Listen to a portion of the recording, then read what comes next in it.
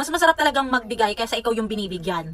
Ay, hindi rin no. Minsan masarap din talaga sa pakiramdam yung, alam mo yun, yung meron ka matatanggap na regalo galing doon sa mga taong lagi mong nireregaluhan. Shout out sa mga kapatid ko dyan ha. Sige, panghihinayangin ko kayo dyan, bala kayo dyan. Since tapos na yung December 25, sige, magkukwento ako sa inyo, naku. Since December 26 na ngayon mga te, hindi na siya valid ha, kasi valid lang talaga to kahapon, December 25.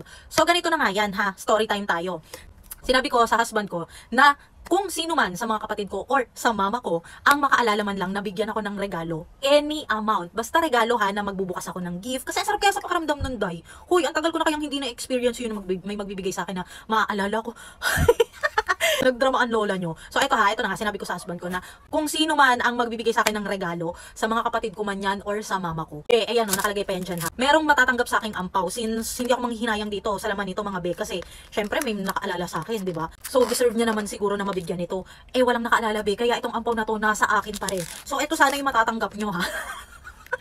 Nai-imagine ko rin mga kapatid ko mamaya, magme-message na yan isa-isa sa akin. Pero hindi na, sorry guys. December 26 na ngayon. Ang usapan namin, yung sinabi ko sa asawa ko, December 25. So ito yung laman ng ampaw na dapat makukuha. Ano? Naku, sayang talaga. Kasi naman kayo hindi nyo ko naalala. So ito yung laman, beha. 1, 2, 3, 4, 5, 6, 7, 8, 9, 10 kyaw.